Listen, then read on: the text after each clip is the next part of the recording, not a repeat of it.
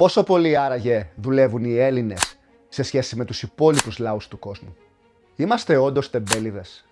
Το λένε οι Γερμανοί, το λένε και οι Ολλανδοί. Το πρόβλημα όμως είναι ότι το λέμε και εμείς οι ίδιοι για τους εαυτούς μας.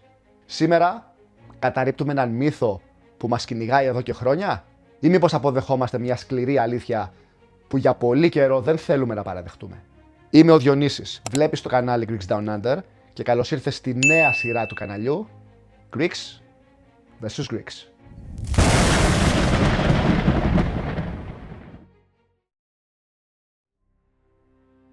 Σύμφωνα με τα τελευταία στοιχεία της Eurostat για το 2024, οι Έλληνες εργάζονται κατά μέσο όρο 39,8 ώρες την εβδομάδα. Το υψηλότερο ποσοστό σε όλη την Ευρωπαϊκή Ένωση. Ο ελληνικός μέσος όρος είναι τόσο υψηλός για τον απλούστατο λόγο ότι πολλοί Έλληνες κάνουν 2 και 3 δουλειές. Γιατί? Γιατί πολύ απλά δεν βγαίνει αλλιώς. Αντίθετα, οι Γερμανοί εργάζονται κατά μέσο όρο 33,9 ώρες την εβδομάδα. Οι φίλοι μας οι Γερμανοί που μας κουνούσαν το δάχτυλο τόσα χρόνια. Όσον αφορά τώρα τις ετήσιες ώρες εργασίας, σύμφωνα με τα αποτελέσματα του 2023, η Ελλάδα καταγράφει 1.897 ώρες ανεργαζόμενο τον χρόνο. Πολύ πιο πάνω από τον μέσο όρο. Και αυτά είναι τα παγκόσμια στατιστικά, όχι μόνο για την Ευρωπαϊκή Ένωση. Αν θες να κάνεις την έρευνά σου, θα βρεις και τα 2 link κάτω στην περιγραφή, για να μην πιστεύεις ότι σε κοροϊδεύω. Όμως, εάν μιλήσουμε για ποσότητα και ποιότητα εργασίας, εκεί δυστυχώς τα πράγματα αλλάζουν. Παρόλο που οι Έλληνες εργάζονται περισσότερες ώρες σε σύγκριση με άλλους λαούς, η παραγωγικότητα ανά ώρα παραμένει χαμηλή. Σύμφωνα με αυτό, ακόμα και αν δουλεύεις 10, 12 και 14 ώρες τη μέρα, αν το σύστημα δεν έχει τις απαραίτητες βάσεις, η παραγωγικότητα πάει περίπατο.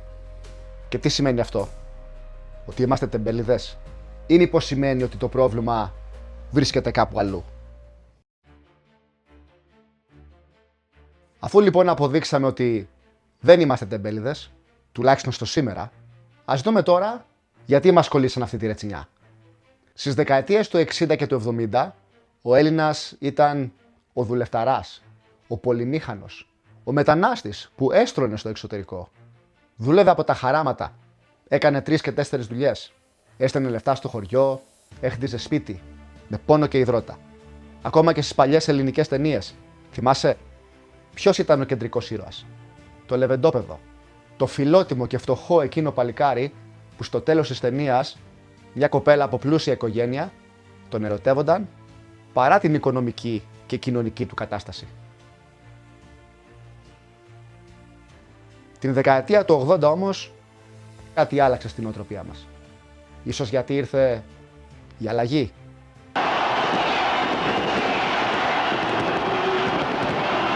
Και πολύ γρήγορα το όνειρο του Έλληνα δεν ήταν πια να βγάλει λεφτά μέσα από σκληρή δουλειά.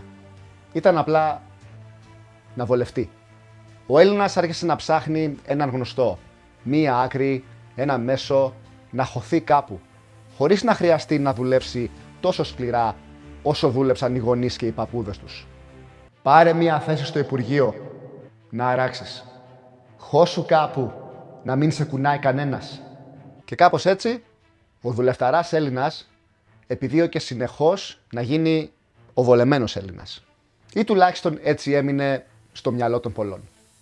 Γιατί εννοείται, δεν έγιναν όλοι δημόσιοι υπάλληλοι, αλλά το κυνήγι της βυσματικής θέσης, το φλεξάρισμα των δημοσίων υπαλλήλων προς τους ιδιωτικούς και ο εκνευρισμός των δεύτερων για τη ζωάρα που έβλεπαν να κάνουν οι πρώτοι, δίχασε την ελληνική κοινωνία και την διχάζει ακόμα και σήμερα.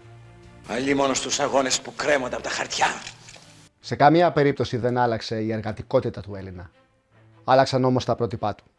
Ο ήρωας πια δεν ήταν ο ηθικός, τίμιος μεροκαματιάρης. Ήταν ο λαμόγιος υπάλληλος. Αυτός που καβάτζωσε μία θεσούλα που εσύ δεν θα καβατζώσεις ποτέ. Μετά τις εποχές του ορθόδοξου σοσιαλισμού, η Ελλάδα πέρασε μία σχετική περίοδο ευημερίας.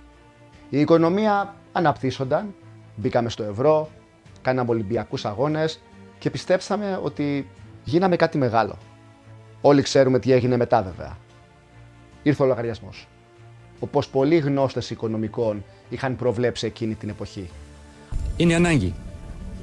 Ανάγκη εθνική και επιτακτική. Να ζητήσουμε και επισήμως από τους εταίρους μας στην Ευρωπαϊκή Ένωση την ενεργοποίηση του μηχανισμού στήριξης που από κοινού δημιουργήσαμε.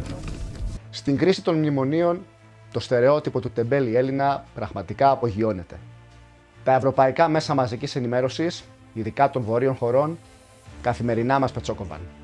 Αξέχαστα σλόγαν της εποχής, τρώνε πίνουν και στον Γερμανό δεν δίνουν, ρουσφέτια και καλοπέραση, τέλος, το αλυσμόνητο καλό κουράγιο και πολλά άλλα που ακούγονταν συχνά στις ευρωπαϊκές πρωτεύουσες. Είχαμε κι εμείς ένα καλό. Έτσι περνάνε αυτοί που μας μπροστάνε. Το χειρότερο όμως δεν είναι τι είπαν αυτοί. Το χειρότερο ήταν τι είπαμε εμείς. Δεν τα έλεγαν μόνο αυτοί. Τα λέγαμε και μεταξύ μας. Και μας έκαναν να το πιστέψουμε. Πολλοί Έλληνες αποδέχτηκαν αυτό το στερεότυπο ανεφόρον. Το έκαναν σημαία. Το πίστεψαν. Το αναπαρήγαγαν. Αφού το λένε οι Ευρωπαίοι, λογικά θα έχουν δίκιο. Και αυτό άνοιξε βαθιά ρήγματα μεταξύ των Ελλήνων του εσωτερικού και αυτών του εξωτερικού. Το γένος δεν χρειάζεται τα χαρτιά κανενός για τη ελευθεριά του. Γιατί ο σύγχρονος Έλληνας μετανάστης κουβάλισε για αρκετά χρόνια τη ρετσινιά του τεμπέλη, ειδικά στην αρχή της ζωής του στο εξωτερικό. Όχι όμως από τους ξένους, αλλά από τους ίδιους, τους Έλληνες του εξωτερικού. Οι περισσότεροι δυστυχώς ήταν εκείνοι της πρώτης γενιάς. Αυτοί οι οποίοι ζήσαν τον απόλυτο ρατσισμό στην εποχή τους. Που μέσα σε ένα πολύ μικρό χρονικό διάστημα αποφάσισαν να κρίνουν νέα παιδιά που ονειρεύονταν ένα καλύτερο αύριο στο εξωτερικό. Γιατί άκουγαν ξένες ειδήσεις, χωρίς καν να πάνε να τους μιλήσουν, να τους ρωτήσουν, να τους δώσουν μια ευκαιρία να αποδείξουν το αντίθετο. Το άκουσα στις ειδήσεις. Ξέρω τι τεμπέληδες είστε εσείς στην Ελλάδα. Πηγαίνω στην Ελλάδα κάθε χρόνο. Σας βλέπω, όλη μέρα για καφέ είστε. Είπε ο τύπος που πηγαίνει κάθε μέρα για καφέ κατά τη διάρκεια των διακοπών του στην Ελλάδα. Ραγιάδες όλα σας τα χρόνια. Και αυτή η απόλυτη αποδοχή μιας αλήθειας που πηγάζει από ξένα μέσα μαζικής ενημέρωσης και ξένα κέντρα εξουσίας, όχι από την ελληνική πραγματικότητα, πονάει. Πονάει πολύ. Τα νέα παιδιά που έφυγαν για το εξωτερικό μεταμορφώθηκαν. Ξαφνικά ο Έλληνας δεν είναι τεμπέλης, είναι πειθαρχημένος, εργατικός, υπερπαραγωγικός θα έλεγα. Τον βλέπεις, ξυπνάει από τις 5 ώρα το πρωί, κάνει αποταμίευση, πληρώνει φόρους, σέβεται τους νόμους. Μα πώς, τι αλλάζει άραγε? Αλλάζει ο Έλληνας ή μήπως αλλάζει το περιβάλλον? Όταν υπάρχει αξιοκρατία, όταν βλέπεις ότι ο κόπος σου ανταμείβεται, τότε σίγουρα δεν είσαι τεμπέλης. Είσαι άνθρωπος με κίνητρο. Όταν δουλεύεις και προχωράς, όταν πληρώνεσαι στην ώρα σου, τότε νιώθεις πολίτης. Γιατί τελικά, κανείς δεν είναι τεμπέλης από τη φύση του. Ο άνθρωπος γίνεται τεμπέλης όταν χάνει το νόημα. Όταν το σύστημα δεν τον σέβεται πια. Δεν το στηρίζει. Δεν τον ανταμείβει. Και ίσως αυτός να είναι ο μεγαλύτερος μύθος από όλους. Όχι ότι ο Έλληνας είναι τεμπέλης, αλλά ότι ο Έλληνας δεν μπορεί να αλλάξει. Τελικά υπάρχουν τεμπέληδες στην Ελλάδα? Τι λέμε τώρα, εννοείται και υπάρχουν. Όπως υπάρχουν και στην Αυστραλία, και στην Αμερική, και στον Καναδά, και στην Ολλανδία, και στην Ελβετία. Το θέμα όμως δεν είναι ο τεμπέλης σαν όρος. Το θέμα είναι το σύστημα που τον γεννάει. Τι μπορούμε να κάνουμε για αυτό στην Ελλάδα? Ενισχύουμε την παιδεία, με επίκεντρο την κεντρική σκέψη και την πρωτοβουλία. Όχι άλλοι παπαγάλοι, αλλά σωστή εκπαίδευση. Εκπαίδευση που να δίνει κίνητρο.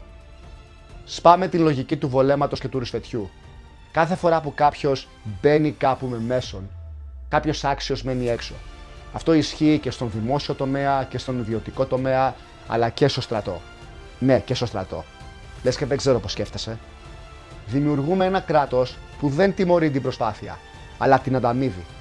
Να δουλεύεις και να πληρώνεσαι, ανάλογα με την αξία σου. Όχι να δουλεύεις σκληρά και ο διπλανός σου, ο συνάδελφός σου να σε αποκαλεί κορόιδο για αυτό που κάνεις. Το εξωτερικό, πίστεψέ με, δεν είναι παράδεισος. Έχει πάρα πολύ πόνο, ειδικά στην αρχή. Αλλά εάν αντέξεις στην αρχή, ναι, σε βάθος χρόνου είναι καλύτερα. Σε βάθος χρόνου. Και το κανάλι αυτό δεν είναι εδώ για να αδειάσει την Ελλάδα όπως μας κατηγόρησαν μερικοί. Ναι, εμένα περιμέναν τα νέα παιδιά να ξεκινήσουν να ψάχνονται από εδώ και από εκεί να βρουν ευκαιρίες έξω. Ραγιάδες εσείς. Ραγιάδες και τα παιδιά σας. Παρακινούμε τους Έλληνες, λέει, να εγκαταλείψουν την Ελλάδα, όπως κάναμε και εμείς, και να γίνουμε κι εμείς ελληνόφωνοι του εξωτερικού. Ούτε καν Έλληνες. Και τώρα ρωτάω εσένα, πιστεύεις πραγματικά ότι οι Έλληνες είναι τεμπέληδες? Ή μήπως πρέπει να μιλήσουμε για το πώς χτίζεις ένα καλύτερο περιβάλλον που βγάζει τον καλύτερό σου εαυτό? Γράψτε μου στα σχόλια. Γιατί η Ελλάδα δεν αλλάζει ούτε με ευχές, ούτε με κατάρες. Αλλάζει με ιδέες και πράξεις. Και όσοι υπάρχουν άνθρωποι που νοιάζονται, όπως εσύ, ίσως και να υπάρχει ελπίδα. Εάν βρήκες το βίντεο ενδιαφέρον, μπορείς να πατήσεις το κουμπί «Μου άρεσε» και επίσης να κάνεις εγγραφή για να μην χάσεις τα επόμενα βίντεο που έρχονται. Η σειρά Greeks vs. Greeks θα συνεχιστεί. Εσύ μου έχεις δώσει την ιδέα. Στο επόμενο επεισόδιο αυτής της σειράς θα δούμε τι πραγματικά κάνει τον Έλληνα. Και ίσως να καταλάβουμε εάν εμείς, οι Έλληνες του εξωτερικού, είμαστε όντως Έλληνες ή απλά ελληνόφωνοι. Τα λέμε την επόμενη φορά.